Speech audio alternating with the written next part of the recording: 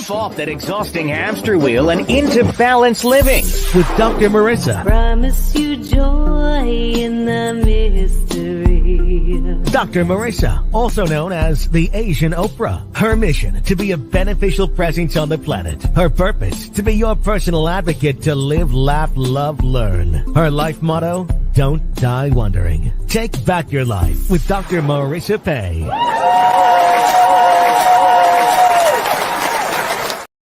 And welcome. You're tuned to Take My Advice. I'm not using it to get balanced with Dr. Marissa, the morning show here on NBC News, CNBC News, and NBC Sports radio station KZAA, home to the Asian Oprah, AM 1050, FM 106.5, and streaming everywhere. iHeartRadio, Spotify, Stitcher, iTunes, TuneIn, Amazon Music, Audible, Tiki Live, Rumble, Podchaser, and more. Because why so many places? Because I want to maximize my splatter zone for more hope and happiness. So there's no gossip, no scandal, and no K words, no Kanye talk at all. Instead, I want you to focus on your own reality show and how you can be happy 88% of the time. So I have topics and guests to that end. Yesterday was a smasher of a show. Florence LaRue, the founder of the epic group Fifth Dimension. You will know them because almost everybody knows. And the dawning of the age of Aquarius. And up and away. And I'm giving one more pair of tickets to you on the Asian Oprah giveaway today to go to the Saban Theater in Beverly Hills for that epic show. And I've been invited backstage. I'm sure I can take somebody there. And I'm just so delighted. It was a fabulous interview with Florence LaRue, 81 years young, still performing, still full of life. And she has a great book out, How to Gracefully Age. You'll want to get that and certainly come to see her on stage. And I believe I'll be joined by Sam's mom to go and witness another epic performance at the Saban Theater. And yes, that is Sam. You are seeing in the bright light to wake him up. This is his second time. I can't get mad at him. He came on Beth Lindermoss and I's show on Tuesdays. So he's doing double duty this morning. Please welcome my co-host for Thursdays, Sam Works.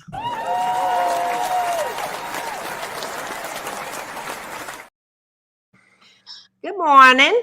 Good morning.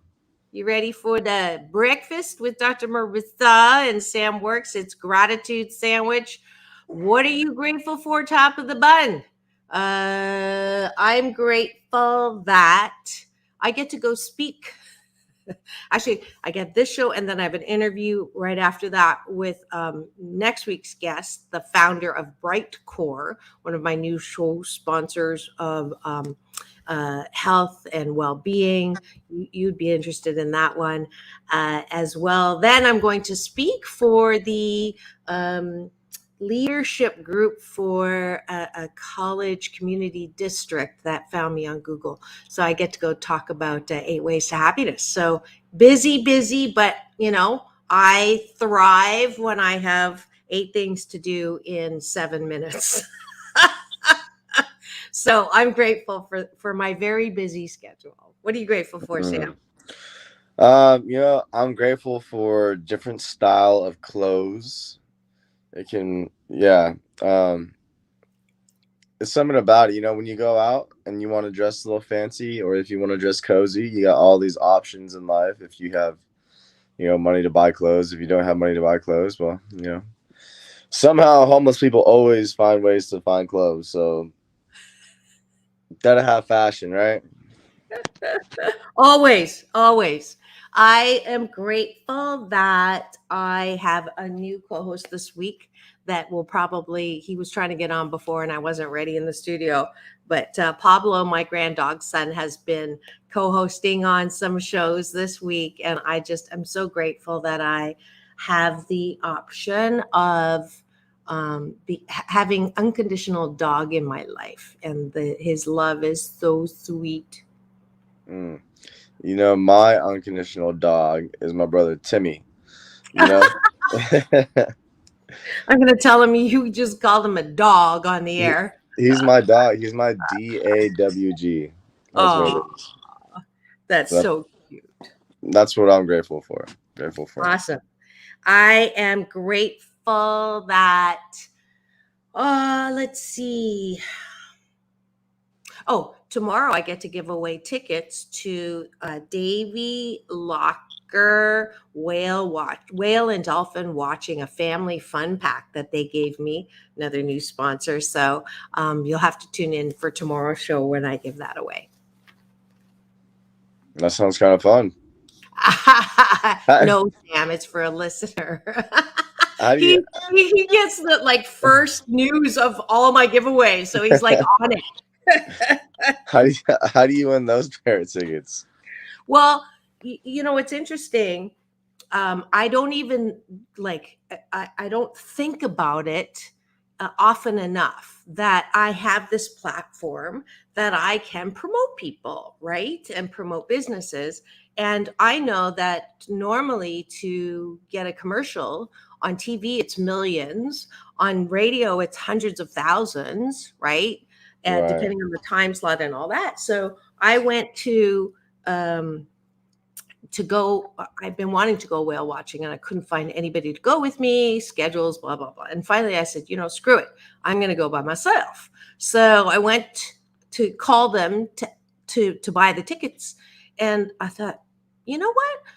Would they like to advertise on the show? And I'm not going to ask for money. I'll ask for tickets, giveaway tickets.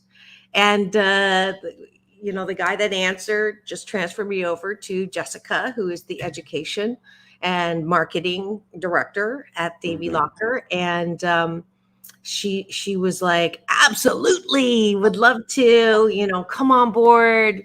We have opening at 8:30, and it's a really good run because the crew are really particularly good at 8:30. And I'll give you. And then when I got there, she gave me the family 4-pack.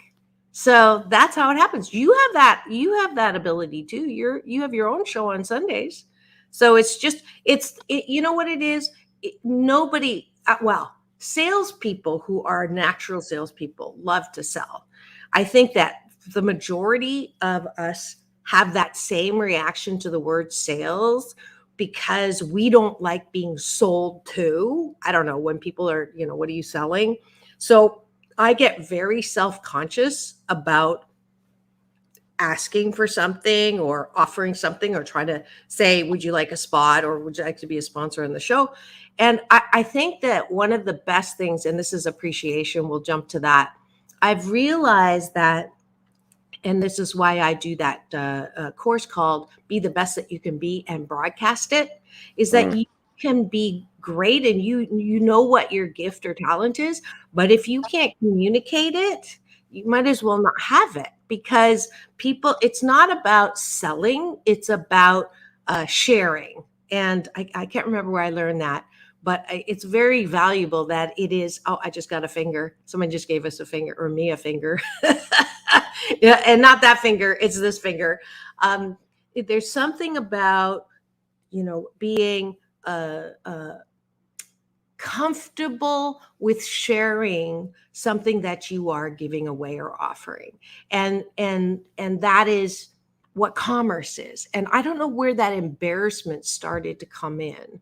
Now, I don't believe that you should push something on people who don't want it or don't need it. And that's what I have against, people in self-development or people in, our speaking industry or people in, investing, where they don't care if that person can afford it or needs it. They're just so driven to make their numbers that they don't care about the fit.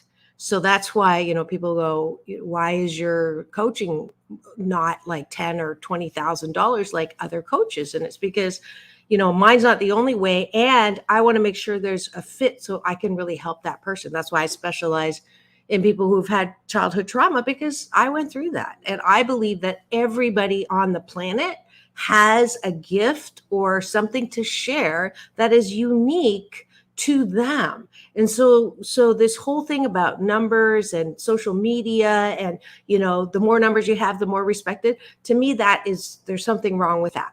That we are pushing something that isn't, there's no one way to do anything. That's why we're so complex and diverse, right? So why can't everybody have a piece of the pie? Why is there this limited thinking around, if I have, you don't have? How did I get on that? But that's not even the topic for today. But thank you. I just needed that to, I guess I am a little bothered. We are going to talk about this tomorrow. Lana and I were talking about the whole changing of, my ageless version is, if you build it, they will come, from Field of Dreams, right? It doesn't matter what my numbers are to me. Of course, I like big numbers, but I'm amused by it when my video clips get like thousands versus 30, and it's like doesn't make any rhyme or reason. But I'm not defined by my numbers. But these days, it's like, if you don't have big numbers, you won't come on my show, or I don't know. It's silly. I'm grateful that I can just go on my soapbox at the drop of a hat. All right, you get to do all the rest of the gratitudes and appreciation because I used up my time. Go ahead. Uh-oh, you're muted. You're muted. I was wondering why you weren't saying anything. No, you're still muted. Oh, it's a good thing I was kept talking. Now I get to go and do more appreciations. Can you go out and come back in?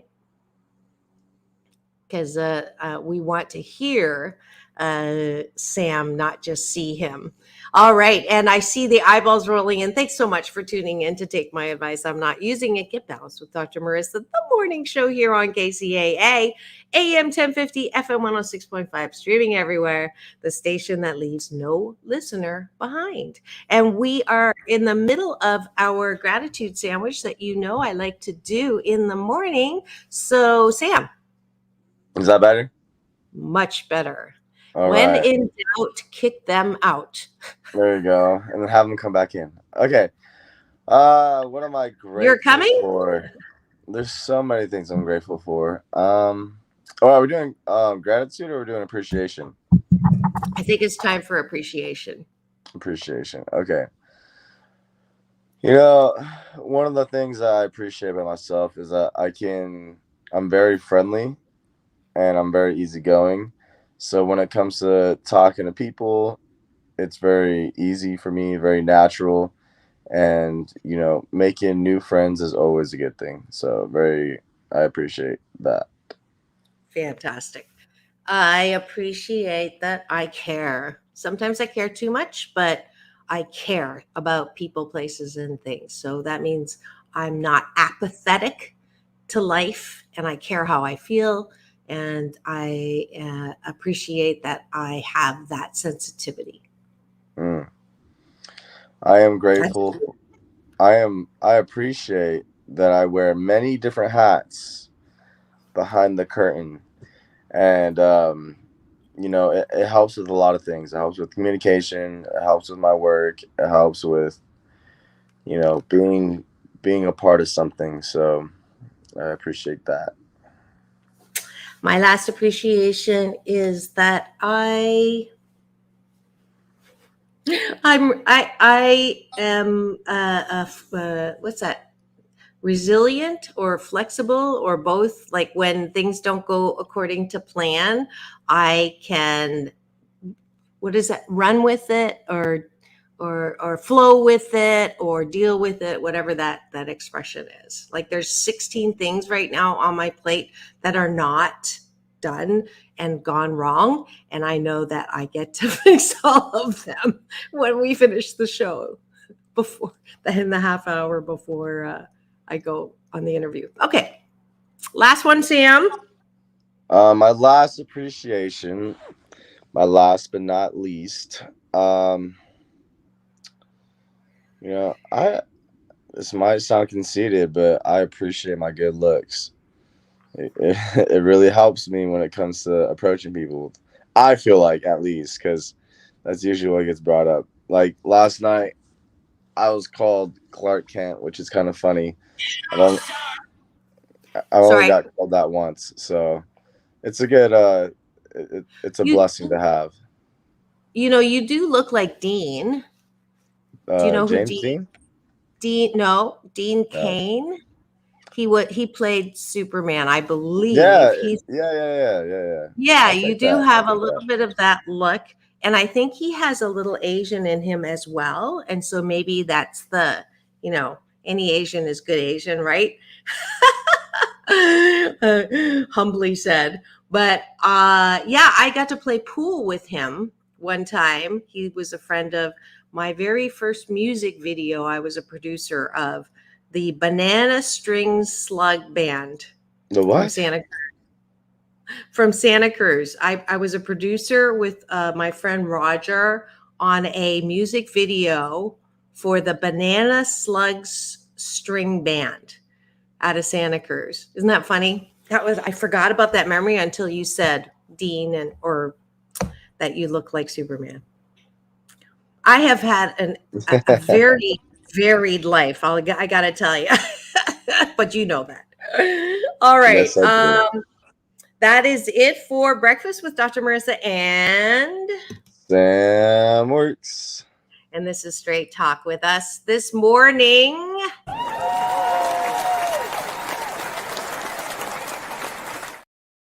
And we're going to jump into the topic for the day, which Sam chose. So I'll let him introduce it.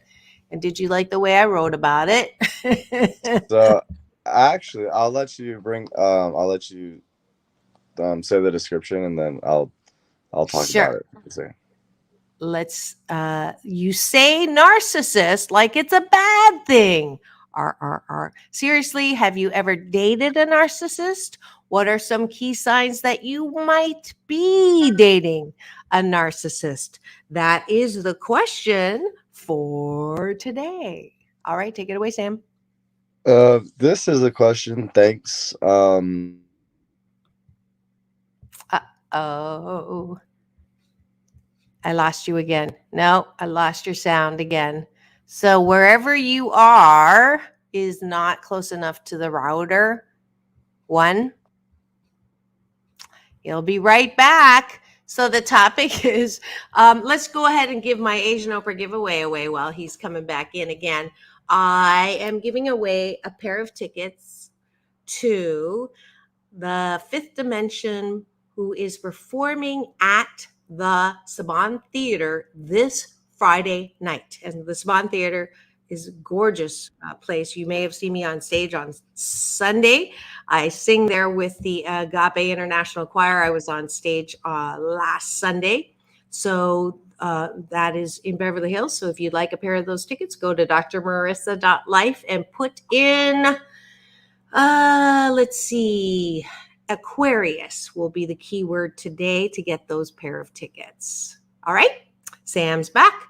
Narcissism. Where did that question come from? That actually came from my mom. Oh. Is she dating a narcissist? Dun dun dun. No, I'm just kidding. No, I don't know. She was like, because you called me yesterday and you're like, hey, what's the topic? I was, I'll figure it out. Which I had a different topic, but we'll save that for next week. And then my mom called right after. She's like, hey, what are you guys talking about tomorrow? I was like, y'all are killing me right now. I don't know. I'm stressing. She's like talking about narcissism, like who's narcissist and like how do you deal with that, whatever. And I was like, all right, that's a little interesting. She was like, yeah, me and all my coworkers are talking about that, right? She's a teacher, so she has a lot of friends and teacher friends, whatnot. And I guess that's a pretty hot topic right now. So I know her and some of her teacher friends are listening, so she definitely wants to get into that a little bit. Awesome. Well, I just pulled it up. The actual definition from the Mayo Clinic, which is a source that I do respect. Narcissistic personality disorder is a mental health condition in which people have an unreasonably high sense of their own importance. They need and seek too much attention and want people to admire them. People with this disorder may lack the ability to understand or care about the feelings of others. And Dr. Marissa's definition of a narcissist is a person who has blind faith in themselves. And as an executive coach, I have coached one person like that, whose name will remain unsaid, but it truly is. I can say working with a narcissist is like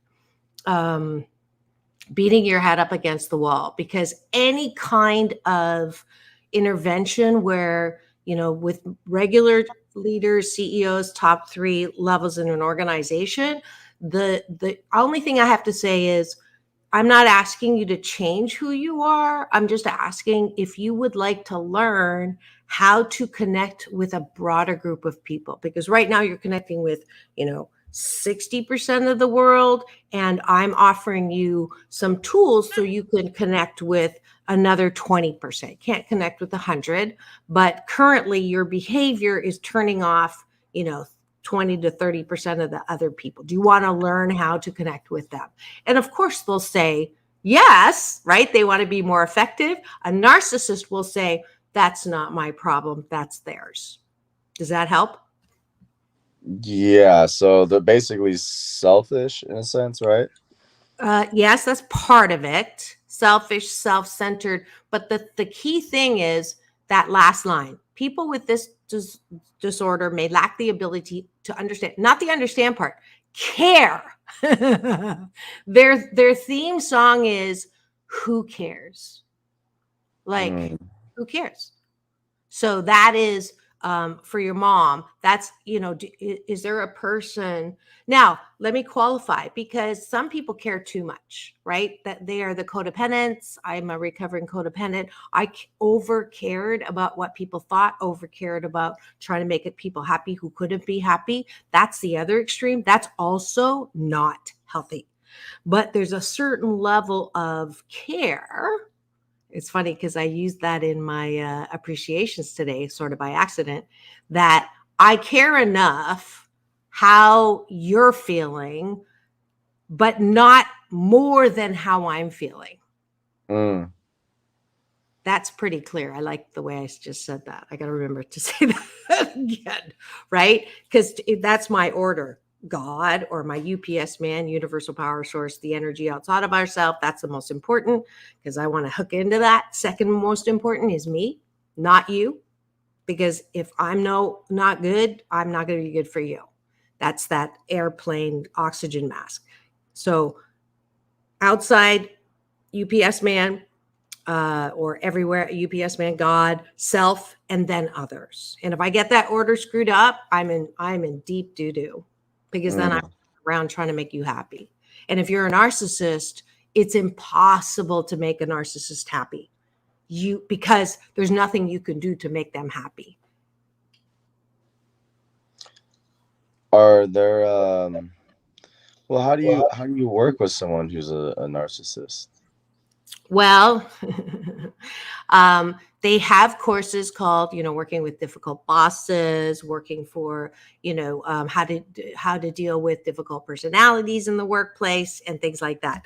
And they have tools and tips. But before we go into that, I want to do a little test. I knew they were going to have a bunch of narcissistic tests. So what are the 5 main habits? Let's see, 7 traits. Let's go to 9 traits. Okay, here we go. So I would ask everyone who's listening right now to think about the person who they think is a narcissist. All right. And I'm going to go through this list, and you nod your head if you think that person has that trait, and you shake your head if they don't. So here are the 9 traits, and this is coming from Duke Health. Sense of self-importance, preoccupation with power, beauty, or success. Entitled, that's a big one, right? You owe me is something that they'll say a lot. Can only be around people who are important or special. The thing I was talking about numbers. If you don't have 50,000 likes or 50,000 followers, I'm not even going to deal with you. Interpersonally exploitive for their own gain. So let me go back. I said that you cannot make them happy. You can't, but they're going to tell you that if you do this, if you give me this, if you say this, I will be happy. So they do a real good, what's that term that's now gaslighting. They're great gaslighters. They're expert gaslighters. Somehow you're always wrong and they're always right. Arrogant, think that their shiitake does not stink, lack empathy, and must be admired. So those are the 9 things. So if you nodded, to the majority of them, at least 7 of them, most likely that person is a narcissist. Okay, what was the first 2 again? Sense of self-importance. Okay, that's not a bad thing, right? That's not really a bad it's trait. the extreme. I'm glad you brought that up. These are all the extreme, because even preoccupation with power, beauty, or success, successful people have a emphasis and a focus, right, on wanting to look the best that you can be. We've talked about this before, using your natural gifts and talents and abilities. You want to be successful. Is that wrong? No. Does that make you a narcissist? No. But if that's all you can focus on and there's nothing else in your life, there's no part of yourself that wants to help someone else. There's no part of yourself that wants to have fun. There's no part of yourself that cares what people think. Then that's an extreme. Does that make sense? Yeah. Okay. Let's see if anybody else actually has a test. This one's 10. 9 sites. Oh, here we go. I embarrassed myself one time about this. Okay. I was this is no excuse, but I had a couple drinks that night, right? Uh-huh. And I didn't really know what narcissism was. And so I told this lady friend of mine, I was like, look, I'm narcissistic and I'm manipulative. And I just flat out said that because I wanted her to understand, like, I want to be very open to her because I think communication is important, even though I lack in that in some degree. But, I'll just giving her a little heads up. I was like, this is me. And, I take full responsibility for me and my actions. But then now that you're reading it off, I'm like, okay, I do have empathy. I don't care about, high ratings and all that stuff. Sometimes I am full of myself, but not to the extreme. And then you're just like naming off these other things. I'm like, okay, I'm not that. I'm not that. I'm not that. So I was like, all right, maybe I'm. So I told her I was narcissistic. Now it's probably just in her head that I am, but reading that off, I'm not. I don't really think I am. So I think a narcissist, if you called someone a narcissist, one of the reactions was that thing I tried to make it funny with. You say narcissism like it's a bad thing, right? Yeah, I'm a narcissist, and that's a good thing. Or a narcissist would say, I don't care what you think of me, to that extreme, right? Or you're pointing your finger at me, you're the one with the issue. Okay. So it's always pointing back at the person. And I'm going to now, your mom may not like this because this is not how I would have necessarily seen narcissism before, but honestly, just in this last couple of years, when I'm heavy studying into the law of attraction, and which tells us that you attract where you are. Okay. So the people in your lives are a direct reflection of how you feel about yourself and how you feel about life. So this is tough love here. If you, I'm not talking about one person, I'm talking about if you continuously seem to have people in your life who are narcissists or who take advantage of you or who put you down or take from you, then I would ask you, what is it in you that is attracting people like that into your life? And when I do some coaching, it's inevitably, if you haven't healed that part of yourself that doesn't think you deserve to have good people around you, that doesn't think that you deserve to be respected and not stepped on, it's just like, oh, here we go again. Someone else is going to poop on me, or someone else is going to take advantage of me. And instead of, playing a victim, I'm not calling anybody a victim, but the behavior to say, poor me, here we go again, that is on you, boo. So I have yet to meet someone who has things in their lives that continue to take from them, or they are taken advantage of. It ties back to coping habits that you learned when you were treated badly when you were a kid that you couldn't control. Okay. But you can control that now. But if you don't recognize that part of you that has not healed from that, then you will continue to bring in difficult bosses who say, I can't believe that they did that to me. I can't believe they said that to me. If you're a person that has that as one of your theme songs in your life, I would kindly ask you to examine what part of you continues to bring people like that into your life.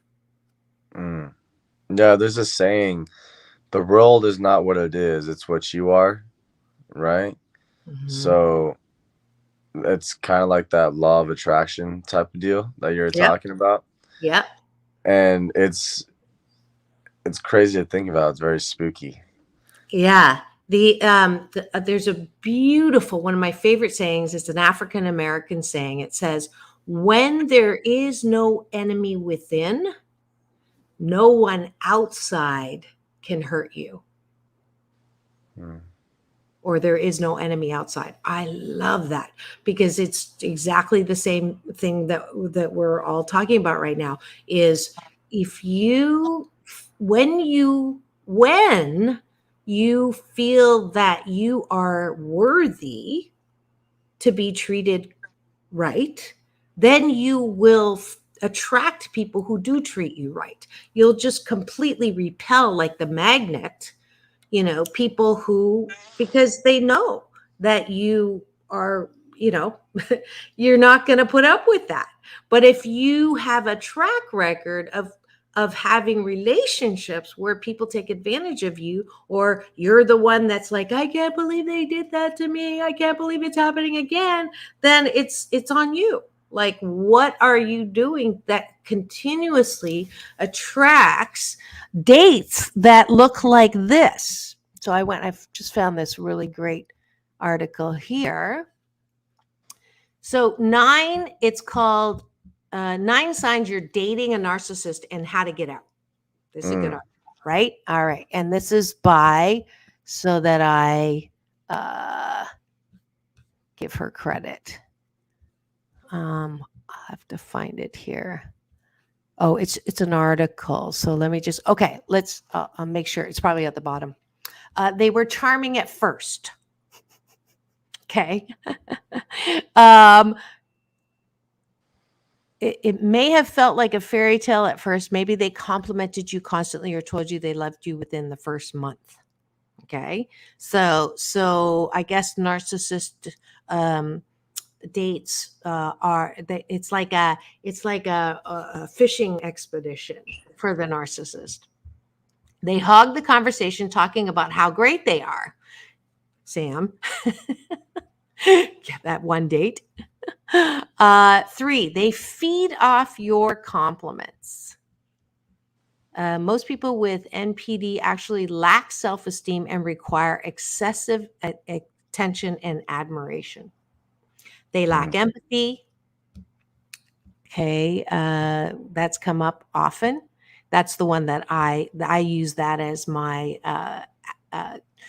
are they narcissistic or not? Number 5, they don't have any or many long-term friends. Okay, it's common for them to have frequent conflicts with others. They pick on you constantly. At first, it feels like teasing, but then it became mean. Suddenly, everything you do, from what you wear to eat to who you hang out with and what you watch on TV, is a problem for them. They gaslight you. I was talking about that. Gaslighting is a form of manipulation and emotional abuse. It's the hallmark of narcissism. See, that's what I said earlier. Okay. They tell blatant lies, falsely accuse others, spin the truth, and ultimately distort your reality, especially in response to perceived challenges of authority or fear of abandonment. Okay. Signs of gaslighting include the following. You no longer feel like the person you used to be. You feel more anxious and less confident than you used to be. You often wonder if you're being too sensitive. You feel like everything you do is wrong. You always think it's your fault when things go wrong. You're apologizing often. You have a sense of that something's wrong, but aren't able to identify what it is. You often question whether your response to your partner is appropriate. You make excuses for your partner's behavior. That's a big one. So if your friends can't stand your significant other, there's a clue right there. So you begin to make excuses for them. They think they're right about everything and never apologize. I met someone who said to me, I never apologize. And it Narcissism. was like, yeah. Beep, beep, and beep, beep. So, yeah. When you show them they're really done. Oh, no. So when you show them you're really done, when you do something healthy and say, I'm done with this, they lash out at you. They're extremely vulnerable to humiliation and shame, and they often lash out at others when they feel their self-esteem has taken a hit. Okay, so that was pretty helpful, huh? It is. I mean, that helped. That helped me. I think besides communication, accountability is also very important in relationships and stuff. And if you can't take accountability, then you can't have a conversation with anyone, right? And I make sure that I take accountability, not as much as I can, because that's not taking accountability. That's just putting the blame all on you. But, when you know you're in the wrong, call yourself out, makes you, it humbles you, basically. So I think that was the biggest one that I took out of that, because I was like, yeah, no, I'm glad I'm not narcissistic. So I might have some traits, I'm not gonna lie, but we're all on the spectrum, right? We're all just like everything else. Exactly. And it's all about balance. That's why I say this all the time, because anything to that one extreme is not healthy on both sides, right? Yeah. If you are attracting narcissists to date, I would ask you to look at yourself and see what part of you keeps bringing in people who take advantage of you on there. And if you've just tuned in and you're wondering what's going on in my studio today on this, my 918th show, 571 consecutive weeks. We are talking about narcissism and how to know if you're dating a narcissist and what to do about that is next in our solution here. You are tuned to Straight Talk with Dr. Marissa and Sam Works, my co-host on Thursday mornings. And thank you continually for supporting this show, for continuing to tune in. Thanks to Polly, who does a bang up job on the boards and getting those things perfectly timed. And I'm so grateful that I am on this station now for this NBC News station, KCAA, that leaves no listener behind. I believe I am year 9, because I started with UBN, Universal Broadcasting Network, May 1st, 2012. And then I was a guest. I don't know if you know this. I was a guest on NBC Money Talk. And they were like, wow, you're a natural, blah, blah, blah, blah. And I said, well, I do have a show on an online channel. They said, you really need to come over. And next thing you know, I'm on this station 9 years now. And thanks to Fred Lundgren, the station owner, during COVID, I went from once a week. And he asked if I'd like to take over the morning show because Aaron was retiring. And I said, sure, before I figured out that 5 times a week was a little more than once a week. That's tough. That's tough. Thank you for recognizing that. But we're talking about narcissism, and now we're going to flip to how do you get out of a relationship with a narcissist? Let's see what they're saying here. Okay, so you're dating a narcissist. Now what? Can you see that to read it, or do you want me to? Oh, yeah, I can't see it. It's too small. Okay. How to prepare for the breakup. Constantly remind yourself you deserve better. Strengthen your relationships with your empathetic friends. Build a support network with friends and family who can help remind you what is reality. Urge your partner to talk with a therapist. See a therapist yourself. See, now I would flip all of these up the other way around. So, well, I wouldn't. I'd put, okay, see this one? See a therapist yourself. I would say therapist / coach. Okay. My thing against, and I'm a coach. The reason why I say I'm a coach and not a therapist, even though I'm a psychologist, is there's a BS belief system that when you begin therapy, you're going to go for years and years and years. And I don't think that BS belief system is accurate. I think that you can deal with your stuff in less time. And that's sort of my niche. If you want to do some deep digging and deep healing, you can do it in, as I say, 8 weeks to 8 months. So if you're ready to stop attracting narcissists, definitely go look for a coach or a therapist. So that's number one. Because you cannot remind yourself that you deserve better. You would have done that, right? So there's something deep in there, and when you can scoop out all of the shiitake in that hole that is called your soul, and you'll find who you really are, the beautiful, wonderful, loving, loved seed that you are. And then you can use that shiitake you just dug out and put it back as fertilizer to grow your seed. That process is number one. Otherwise, you will continue to attract a narcissist. And the second last one, urge your partner to talk with a therapist. Who cares?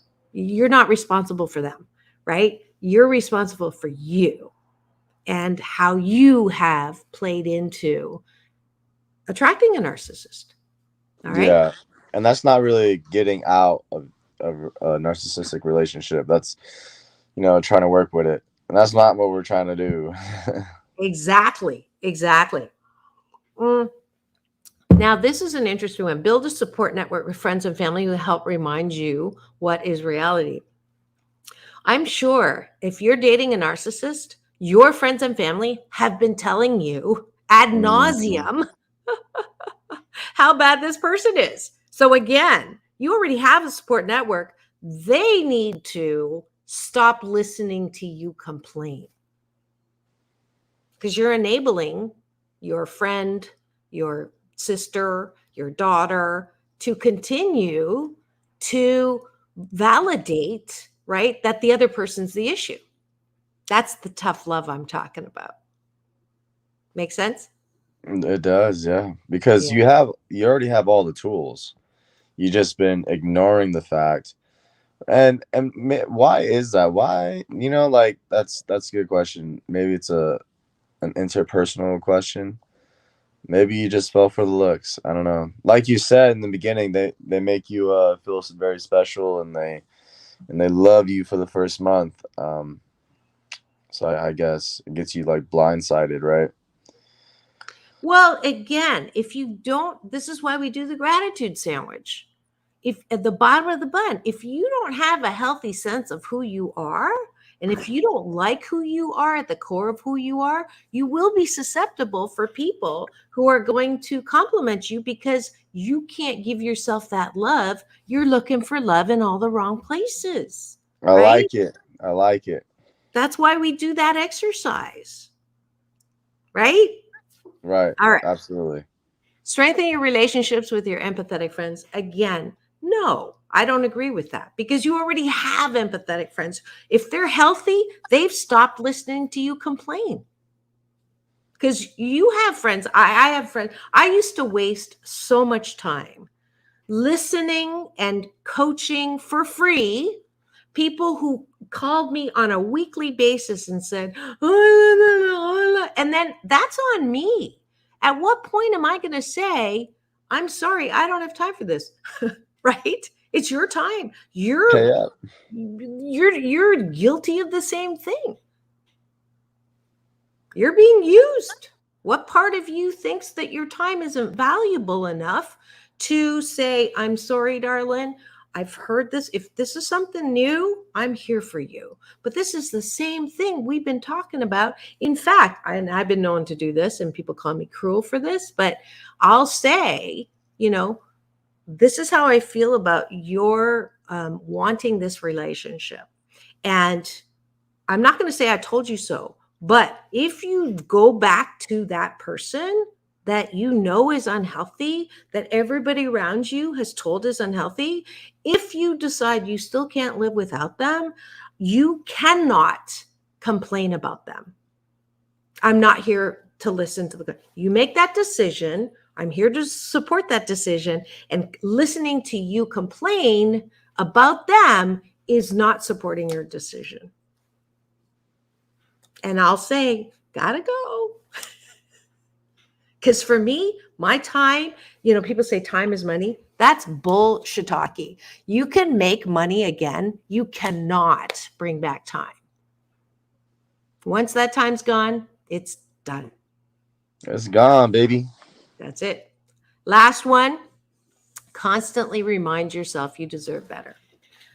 You can do affirmations from now until eternity and yin yang, and it's not going to make a bloody bit of difference if you do not believe in the core of who you are, that you are one of a kind, wonderful.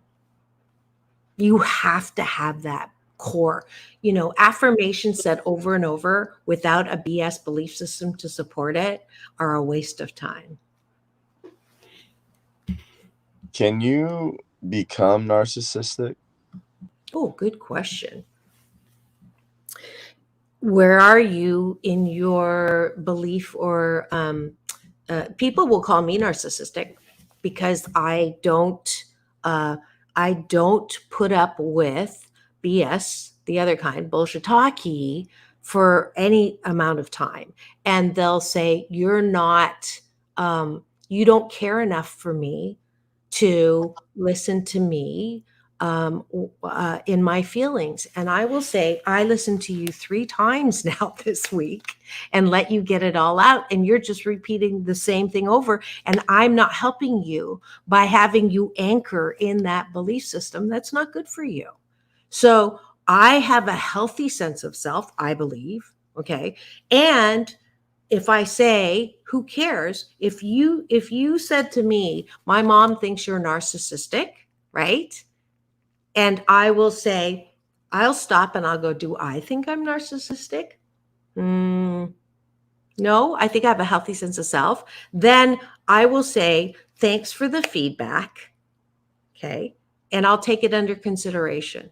Now, if in the next hour I get another call or somebody else who I care Mhm. about says, you're being narcissistic. And then I'll go, okay, that's two, right? You really got to evaluate that. Yeah. Yes. So if it's a one-off, like I get every once in a while I'll get a hate thing on my social media or wherever, and I will say, is it the same person? Right?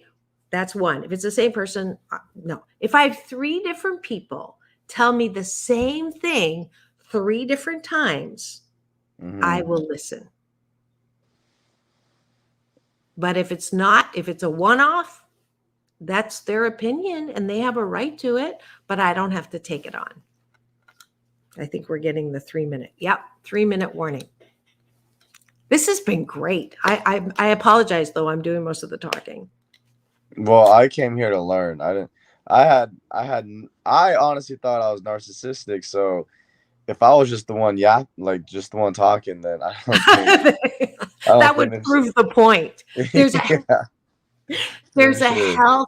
healthy sense of who cares. That I have to say, we have way too many people who care way too much about what other people think. That is unhealthy. That is almost as bad as the other extreme of narcissism. Yeah, I mean, my biggest thing is probably like, um, a lot of people expect a lot from me, so that's kind of what drives me and keeps me going.